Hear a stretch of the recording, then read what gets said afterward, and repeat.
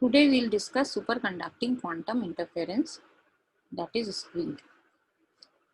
SQUID is basically used to measure extremely weak signals such as small changes in the human body's electromagnetic energy field.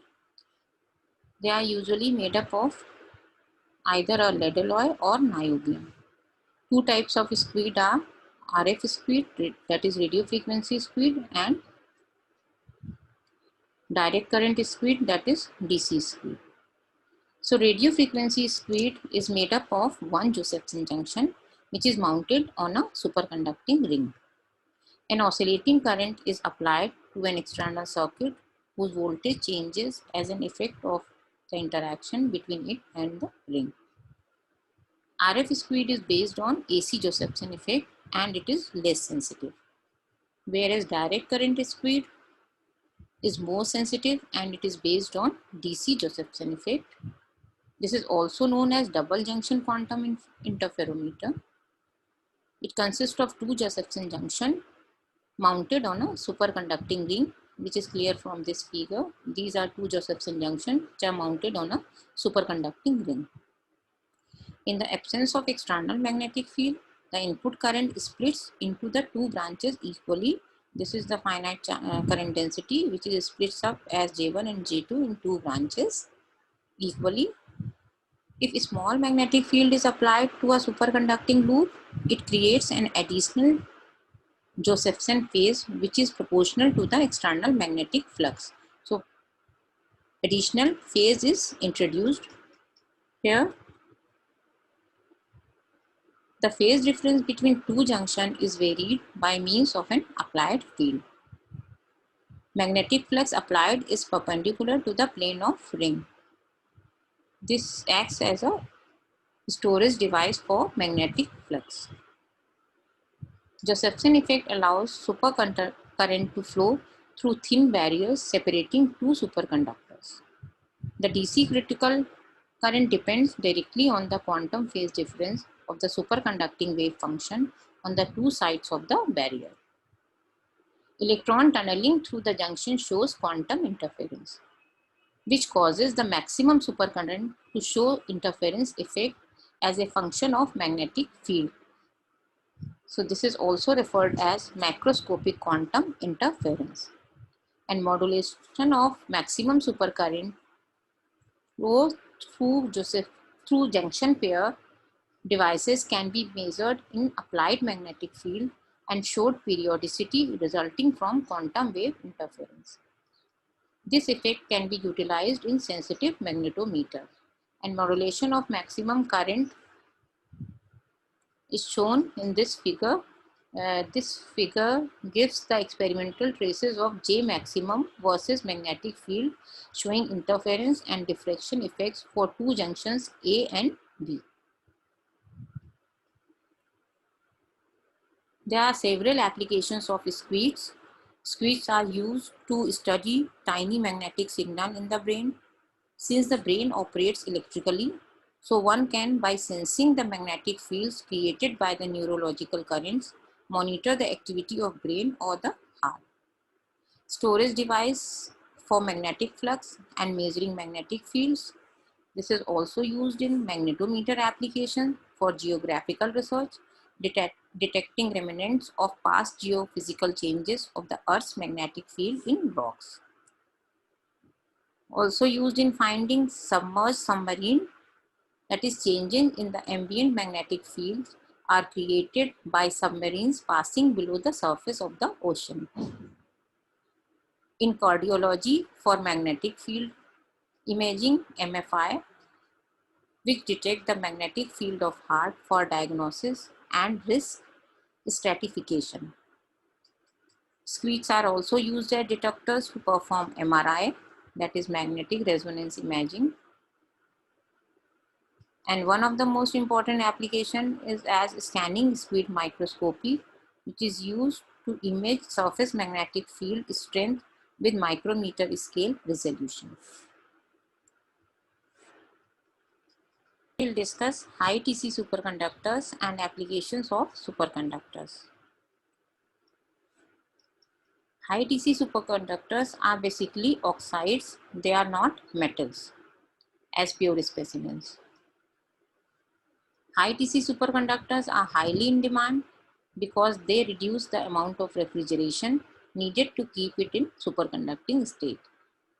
First high TC superconductor was discovered in 1986 with TC of 36 K in a compound of barium, lanthanum, copper and oxygen. Since then, a large number of other oxide superconductors with varying TC have been discovered. Several new oxide superconductors with TC greater than 90 K were discovered in 1988.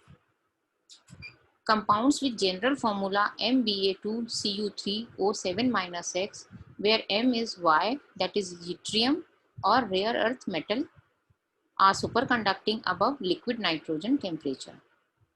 So compounds having high TC greater than 77 K are highly appreciated and are in highly demand because of the lower cooling cost.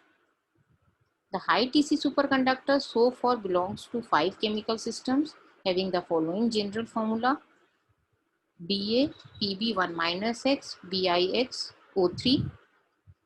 By varying the concentration, that is X, TC can be varied.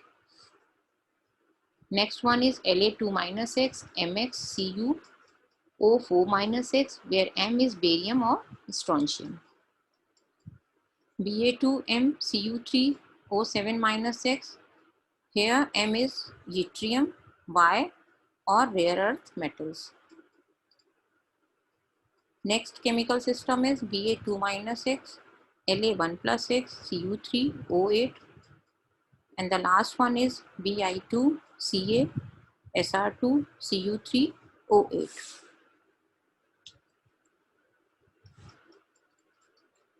In the microwave and infrared properties, the existence of an energy gap in superconductor means that photons of energy less than the energy gap are not absorbed. The energy gap is of the order of 1 millielectron volt, which corresponds to a wavelength of 1.24 millimeter. A superconductor does not absorb microwave radiations of wavelength greater than this wavelength. So, for photon energies less than the energy gap, the resistivity of superconductor vanishes at absolute zero. Thus, the photons of lower energy see a resistanceless surface, whereas photons of higher energy see a resistance that approaches to a normal state. So the temperature dependence of energy gap can be studied by observing transmission of short microwaves through a superconducting thin film as a function of temperature. At absolute zero, almost all the microwave photons are transmitted.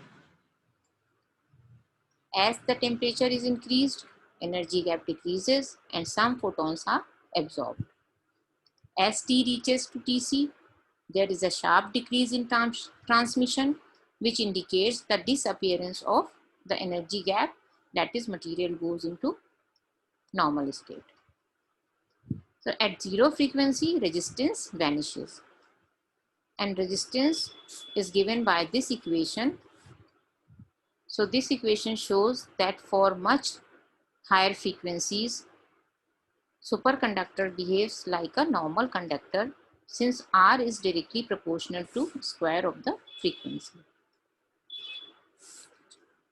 So now we'll discuss applications of superconductors. Superconductors are widely used in various applications and few are listed here. So first one is electromagnets. So electromagnets made of superconducting coils can be used in MRI. Superconducting magnets are also used in particle accelerators, controlled nuclear fusion reactors, etc. And power transmission lines. So in power transmission lines, superconductors can be used as energy storage device. They are also used in frictionless bearing and motors. The perfect diamagnetic property of superconductors make them suitable for achieving frictionless bearing and motors. So perfect diamagnetic property is the Meissner effect. So that effect is used, make them suitable for achieving frictionless bearing and motors. And principle of magnetic levitation, that is a method by which an object is suspended with no support other than the magnetic fields. So this principle is used for friction-free super speed trains which have speeds up to 500 kilometers per hour. Next category is cryotron, which is used as switching device, which make use of the principle of destruction of superconductivity by the application of magnetic field exceeding critical magnetic field. We know that if magnetic field is greater than the critical magnetic field, then phenomena of superconductivity destroys. So this principle is used in switching device. Cryotrons are also used for computer applications. So cryotron is a switching device which makes use of the principle of destruction of superconductivity by the application of magnetic fields exceeding DC or HC. The original cryotron consists of a thin wire of niobium. This is thin wire of niobium, which is wound over a thick wire of tantalum, as shown in this figure. The niobium winding is called the control coil, and the thick tantalum wire is called gate. The critical magnetic field of the control wire must be much greater than that of the gate wire. The gate wire is in the superconducting state when no current is passing through the control coil.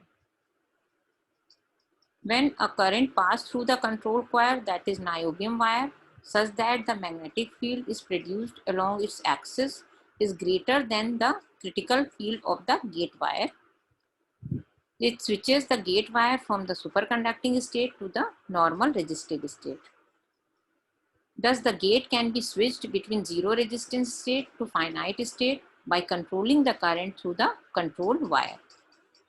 The two states of the wire can be treated as binary digits 0 and 1 in computers. So for computer applications, there are other more practical and efficient versions of simple cryotrons which use not a single switch but a pair of switches in a loop. The other important application of superconductors is Josephson junction devices. And one of the most important Josephson junction device application is SQUID. Josephson junction devices are also used as microwave generators and detectors, which is based on AC Josephson effect, used to generate microwaves.